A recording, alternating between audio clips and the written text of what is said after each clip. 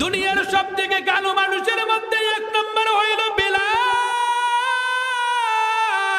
দ্বিতীয় নম্বর সাহাবী রাসূল হলো হযরত আসওয়াদ। আসওয়াদও অনেক কালো কুশরি একজন ব্যক্তি ছিলেন। আল্লাহর পয়গম্বরের সামনে আসলেন, ইসলামটাকে নিজের জীবনের জন্য কবুল করে নিলেন। আল্লাহর পয়গম্বর ডাক দিলেন, ওরে আসওয়াদ, এই আসওয়াদ তোমার তো বয়স হয়ে গিয়েছে অনেক, তুমি তো ইসলামকে গ্রহণ করে নিয়েছো আসওয়াদ, ও আসওয়াদ তুমি কি বিয়ে করবা নাকি? আসওয়াদ বলে, ওগো আল্লাহর রাসূল, আমার চেহারার দিকে আপনি একটা বার তাকিয়ে দেখেন গো রাসূল। ও রাসূল, আমি আসওয়াদের দিকে যে একবার তাকায় আর দ্বিতীয়বার আমার দিকে কেউ তাকায় না। পয়গম্বর আলম বলেন, কেন কেন তোমার দিকে তাকায় না? হযরতে আসওয়াদ আল্লাহর পয়গম্বরের সামনে নিজের চোখ দিয়ে পানি ছেড়ে দিল।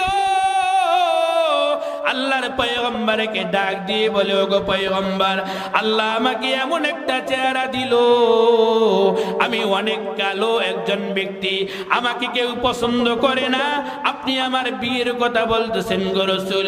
এই দুনিয়াতে এমন একজন মেয়ে নাই যেই মেয়েটা আমি আসওয়াদকে বিয়ে করার জন্য রাজি হয়ে যাবে। আল্লাহর পয়গম্বর মস্কারি করে বললেন, এ আসওয়াদ, আমি নবী তোমাকে বলতেছি, তুমি বিয়ে করবা নাকি আমাকে বলো। হযরত আসওয়াদ বলেন, ওগো রাসূল, যদি আপনি বিয়ে দিতে পারেন তো আমি বিয়ে করে নেব। আল্লাহর পয়গম্বর বললেন, আসওয়াদ, একটা কলম আমাকে দাও, একটা কাগজ আমাকে দিয়ে দাও।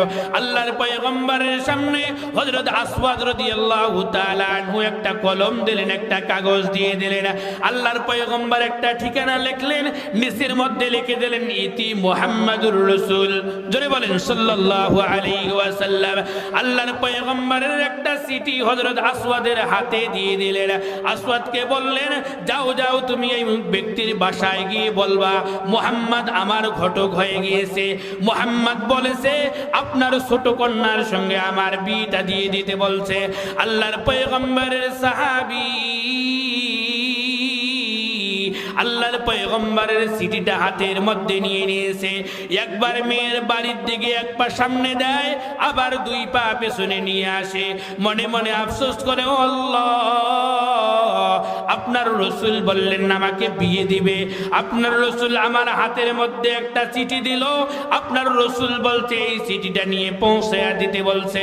ও আল্লাহ, আমি তো একজন কালো সাহাবী, আমাকে দুনিয়ার কোনো মেয়েই ভালোবাসতে পারে না, পছন্দ করতে পারে না। ওগো আল্লাহ, আপনার রাসূলের চিঠি আমার হাতে, কেমনে আমি এই চিঠিটা পৌঁছায়া দেব গো রাসূল? আল্লাহর পয়গম্বরের সাহাবী পয়গম্বরের চিঠিটা নিয়ে এক পা দুই পা করে ওই ব্যক্তির বাসার মধ্যে গেলেন।